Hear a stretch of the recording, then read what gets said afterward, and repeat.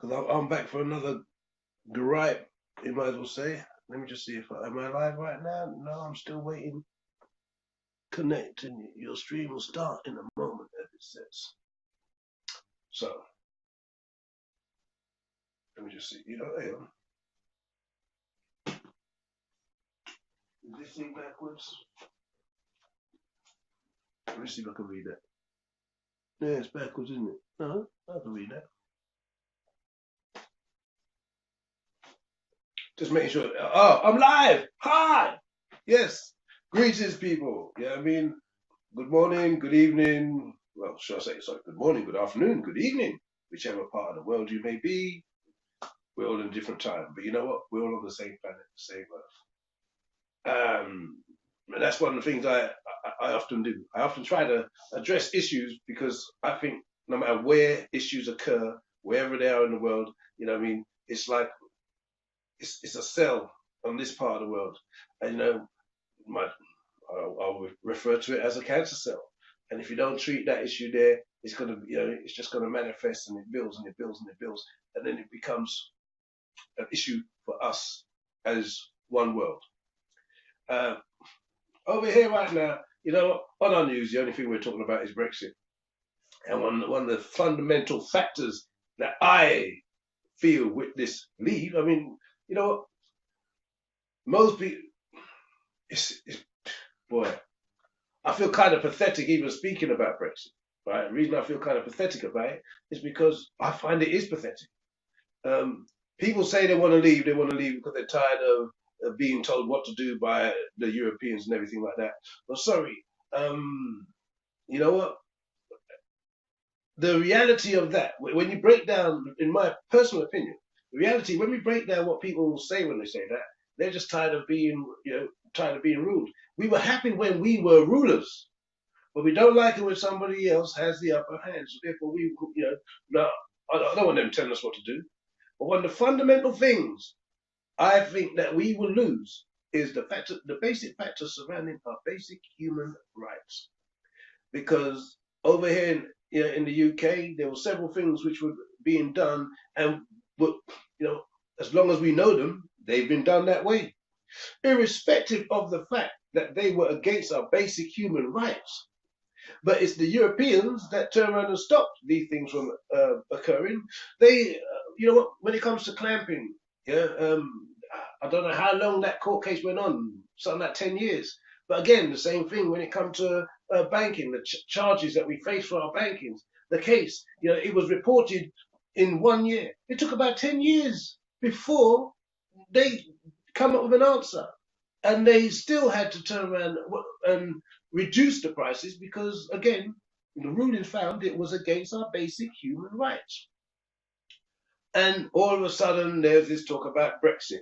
Now, even in the talk about Brexit, again, was our government, either on either side of the party, were either one of them honest enough to turn around,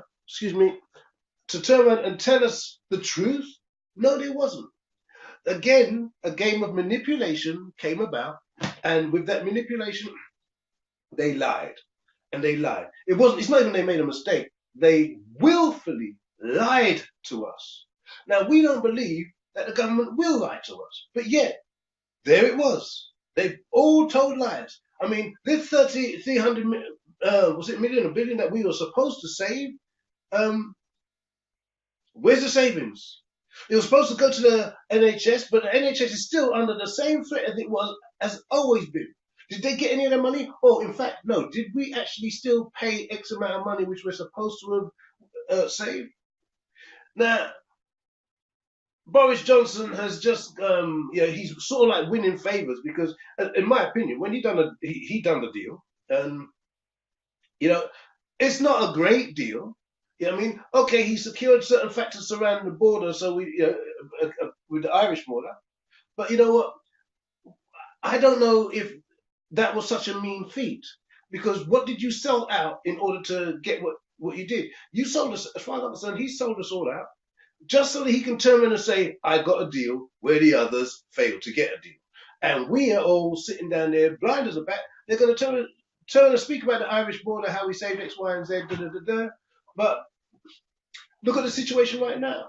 I mean, sorry, we was all 16 at one point, and we all knew that we was tired of this, and we knew that we was tired of that. Things that we complained about have been addressed in our later years rather than being addressed in the years when we moaned about them. So they were being sorted out in one respect, you know what I mean? It's covert sort out for our children to come. But we didn't have a right to say. Even in this election here, they're talking about the 16 to 17 factors. And this is whether people of, please do not do that, people of 16 years and 17 years having the right to vote. Now, there's only one reason why any person don't want a 16-year-old to vote is because these young people coming up with fresh minds, you know what I mean? It's like these are the hardest times for teenagers, one of the hardest times of their life, because they, you know, some people say that it borders on a what's the word? A mental illness. Yes, it is not a mental illness. The reason they have a hard time is because they find out that certain things that have been told to them is not necessarily so. What's that song? It ain't necessarily so. Yeah, you know, and they find that to be a reality. So while they find that to be a reality, they now turn and say, "No, we don't want this. We don't want that." And yeah, there's a lot of 16-year-old going out there and protesting. There's hardly anybody about my age out there and protesting because we are end up being so set in our ways. We can't even be bothered to stand up and fight for what's right. Yeah, few of us go out there. You know what I mean? And you've only got to take a look at Facebook and take a look and see. You'll find that there's a certain level in the community who will show you images based on a march or a protest firsthand because they were there and they go there. But then you got a lot of people who will just be commenting because they're sitting down getting everything off the television. You know what I mean? And to me, that's because we're all set in a way and we are acceptance of what they want to say. I mean, there's still people today who's going to turn and tell you, yeah, irrespective of the reports. Yeah, I mean, 9/11. The reports that turn and say, no, this was this was that, this was the other, blah, blah, blah. The evidence that they have, the evidence that everybody witnessed for themselves suggests something completely different. You know what I mean? And then again, even when you have the testimony of people within the profession saying that this is uncanny or that, certain documents which were, you know what I mean, lock up in a safe and this, that, the other, with X amount of protection, it was miraculously, poof, puffed up, it burned away. But yet, one piece of paper that had no protection, but this being a passport of a so-called assailant, survived. And this is a passport that was on the plane that blew up in the Kiss Me House first place. It survived. This is amazing. Bloody amazing. And people believe it. Bloody amazing. So how can we put a trust in people that we constantly see is lying to us left, right, and centre, but yet we do? Now, Boris Johnson, I say he got a deal. Now, I actually do believe that when it comes to the crunch, as we get close to the point, and this is, again, if we listen to what the news pundits would all tell you, yeah, I mean, that the Europeans don't want us to leave anyway. And they sure as hell don't want us to leave with no deal. But they're going to turn around and say, no. But there's, in my opinion, by the sound of everything, there was always room for this piece of the negotiation. But what we were coming with, there's no room for that. But there were certain standards. As long as these things were met, then yes, there will be leeway on certain aspects. But we went in on the hard back. No. Mr. Boris Johnson, as far as I'm concerned, you know what I mean, was ready to sell out in order to get what he wants. He said from the beginning, we will be out by a certain time, mark my words. And you know what I mean? Well, he went wholeheartedly and did everything to make that happen. Because by hook or by crook, he was going. Now, he's got what he wanted as, he got so far. But what he couldn't do, I mean, and just let's think about this. You're saying that you got a document, pow, it's like this. And really and truly, we have all been told you don't sign up to anything unless you know the contents of thereof. So if you sign a contract and you didn't read the small print, it's your fault. But yet you're going to turn and ask people to make a decision based on one man's whim, a man who's been classed as a buffoon. We're going to sign a bill based on his whim. This man has never answered a single question directly. You know what I mean? He hasn't even, before I say never answered a single question directly, he's never answered a single question. He's just always, you know what I mean, spun off of it. You know what I mean? I think it's not to ask us about that, but we need to focus on this. And this type of behavior, how the hell can we trust that? He's now got a deal and he's asked everyone to sign it without, you know what I mean, don't bother read it, just sign it, you know. Or I'll give you 3 days to read this document, these documents, and actually deal with the contents. And these are all complex issues. You haven't given them the time, the space, but yet you want us to sign our life away? Well, they said no.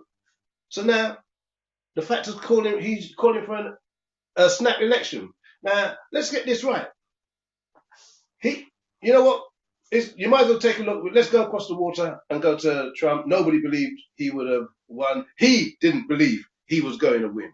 But, you know, he used certain things to his benefit, which he didn't realize it was to his benefit. You know what I mean? Which was the fact of prejudice. That's one heavy thing, you know what I mean? And then this don't care attitude about I'm going to fix problems that people, you know, other people ain't addressing. Well, you know what? That only appealed to all the silent rednecks beforehand. And sorry, because the left is always on the rise over this country, that country. It's rising over here too. So let's not make no mistake. It's rising over here too. I face certain aspects in left, right, and center. You know what I mean? And people, when I speak to people, they turn to me, things are different. Things are no different, my friend. Things are covert. You know, you ask an American whether they'd rather live over here or rather live over in the States. Now they turn and say this country is great, but they'd rather in the States because the prejudice is in their face. They know prejudice when they meet one because they will turn and tell you. Over here, you don't know. Because, you know, I mean, I'll give you a clear, for instance, when you sign an application form, there's a part in that form which specifies this is for, this is based on the basic equal opportunities for all, where you have to sign up where they ask you to sign your ethnicity directly. Well, sorry, that is the biggest prejudice piece of any document you can find. Why? Because back in the day, when you'd have an interview, you'd go into, you'd ring them up. Hello, I'm inquiring about this job, blah, blah, blah. Yes, your name is, my name is Ian so and such, blah, blah, blah. Okay, yes, we have an appointment space on 12 o'clock. Thank you, see you then. You arrive there at 12 o'clock and you're sitting down there and then all of a sudden someone comes out and reads your name. So Ian Wade, and like, i.e. Ian Wade. Wade being a name that you would associate with a white person, so to speak. So there's me turning, and I say, yeah, and I go, Ian Wade. And because they're looking at the documentation to make sure they're reading the name correct, looking at the person because that don't represent the figure that I had in I didn't expect to see. Well, okay, Mr. Ian Wade. And then I don't get the job. And when people spoke about the simple fact of that, you know what, black people ain't getting a job because of X, Y, because of our ethnicity, and that even word ethnicity doesn't really explain me, you know what I mean, because it's ethnic minority is the term. We're not a minority anywhere in the world, but we give that perception. Well, not we, the general perception with the words that is given to us, we accept. And this is the thing, when people say, when Bob Marley said under this same thing, testing, 1, 2, 3, emancipate your mind from mental slavery. The things that we delivered to us, we have to recognize.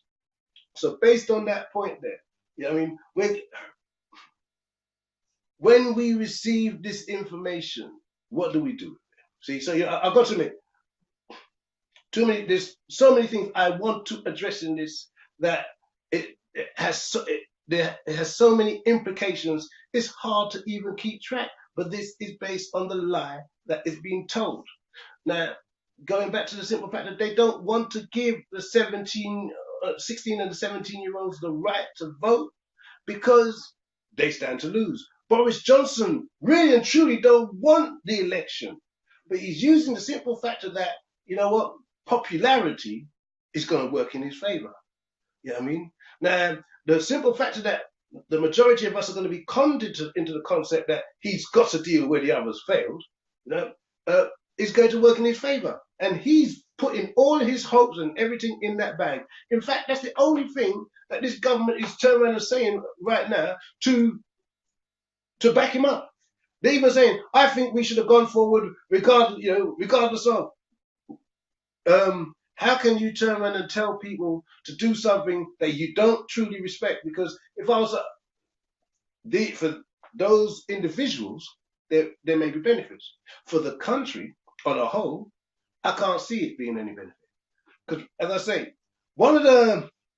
I always said that us getting out of the European Union is going to give us the basic rights to take the living mick out of us. Now, yesterday on the news, there was a thing about one of the UK's biggest car park facilities not having good public access for the disabled, where a man, and look at this, a man and a woman, both of them have I think one of them has a disability, or maybe both of them, but he is an amputee, a veteran, and lost his legs serving our country. Now he goes.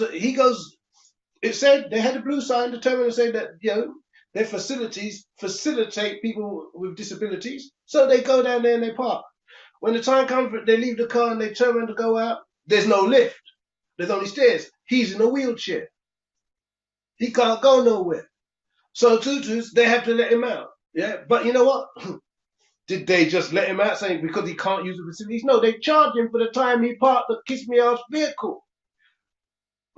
So they pay to come out, and he also had to. He had to pay for he parks into a different space, and that space there was for lorries. It's more expensive.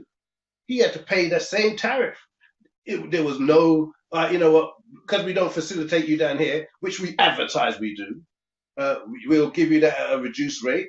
No. He had to pay the full tariff. And when they tried to contest it, there was no, they didn't take it on. No one took them on. And the worst part about no one taking them on, when they applied to the government, and based on the fact that this was an infringement of his basic human rights, did the government turn around and want to get involved with it? No. But they're ready in their stance to disregard his basic human rights, disregard his claim. And this is a man that fought for this country based on the same kiss me ass politicians. When I say that, because they all look, it's the same system. They're the ones that sent us into war. You know what I mean? So when this man went out there based on the fact that our government said, let's go into war, this man lost X amount. And when the time comes that he can't park his car, this, as far as I'm concerned, as a veteran, you go and use any facility in this country for free. Because if it wasn't for you, we wouldn't have it this way.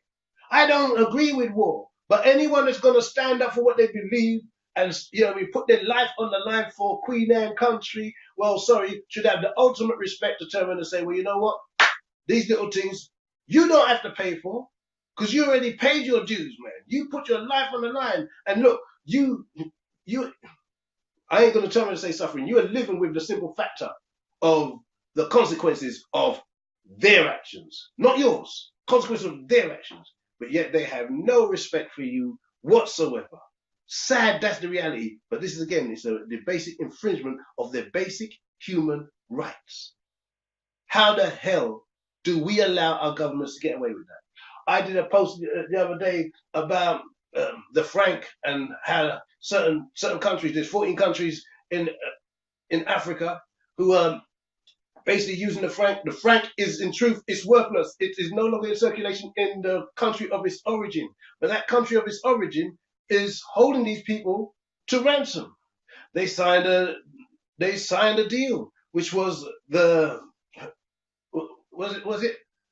It was the pact for the continuation of colonization. Hold on, you're supposed to be giving them their independence. But yet, with that sign of independence, you signed a pact for the continuation of colonization. Where's the independence? Now, any new materials these people get, if they any new minerals, if they want to sell it, they ain't got the freedom of choice to say, well, let me sell it to you, sell it to you. They have to sell it to France, and if France don't want it, they just got a bag of things that they can't use. This is barbaric.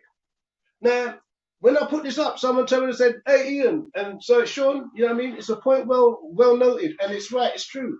This has been going on for years. Yeah, it is. But you know what? It's not common knowledge. People know about it. And the thing is, those people that know about it don't speak about it. So it's still like the great big secret. So it's like they might know about it for years, but the fact that they know about it don't make it acceptable, and the fact that we don't speak about it is making it somewhat acceptable. We cannot accept, because if we do accept, you know what? As far as I'm concerned, if a decision is made and you're there and you know of it and you know it's wrong, and you do not in any shape or form or fashion turn around and say, "Wait, that's wrong. I don't agree," then you are part of the problem. Because unless people stand up and say, no, we've given a free for all. Yeah. The thing is, I didn't know you felt like that. Look, Theresa May, in her defense for the Windrush scandal, she said that she didn't know the severity of the situation. Yet she was the person in charge of it in the first place. Before she was Prime Minister, she was the Secretary of what? Whose job was it for her to actually get to the basis of this, to the bottom of it? Not hers. But she didn't know. Sorry, Theresa. I beg you did know. Sorry, Theresa. I think you did it willfully. Yeah, that's my personal opinion. As I say, and I keep on saying, when you went to the people at Grenfell, this just shows you about what you think about your community. You shed not a tear. You didn't even shed a glance in their direction. But you gave thanks to the police and to the ambulance, and so we sure all should. We all give thanks to the police. But yet, funny how the same fire brigade under the cush for the Grenfell report. I mean, all of this stinks, and yet you didn't face the people. Yeah, I mean, it was. I still don't know that you actually faced the people. Yeah, I mean, I really don't. But we got a commission that's taken years, and it's going to take even more years. We've only just heard one part, which, again, we won't even know about the contents of this until tomorrow, Wednesday. You know what I mean? But nevertheless, you shed no remorse, you shed no compassion, no empathy, no sympathy for the people that suffered, but yet the only time you had any form of emotion was when you lost your job. That, to me, that should show the world how much any one of these politicians care for their country. Yeah, it's a job that they're doing for a time, and you know what? She was loving it. She was loving it. She had the power. Now she ain't got none of it. And when she lost the power, the only time when she can be emotional. And you know, you're supposed to go down with dignity. Those tears, well, no politician should go down like that. It should be, well, you know, I did my different. You know, you should have stood as strong as you're supposed to be. But you're that selfish enough, you could not hold it back. But anyway, how the hell are we accepting of all these things? Right now, with the vote, the big fight is whether to allow the 16-year-olds to vote. If you do, Boris Johnson ain't going to get jack, because these young minds are not molded yet in the way that most of our minds are. You know, these young people are still free thinkers. You know what I mean? These young people are the ones who are out there protesting, saying that your climate change is, you know, needs to be addressed. So they don't want those people. I mean, they victimize all the young people out there who have a voice and who are being listened to. You know what I mean, one of them was cried down to me saying, "No, but she's a millionaire. Oh, maybe she's a millionaire because she stood up and people have supported her, and so she based not on the fact that she went out there to get this money. It just so happens that she happened to be the face that they pushed up there, and people have supported her cause. But this is the same. People are going to ridicule her because the same thing that happens to politicians that we revere is happened to her. People support her message and support her, but yet, what's wrong with that? Why should she be victimized when her message is true, based on the fact that she's been supported by others? She didn't always have that money. She had to be unfortunate to find fortune. Why should she be victimized for that matter? Well, anyway, I've had my 20-minute gripe.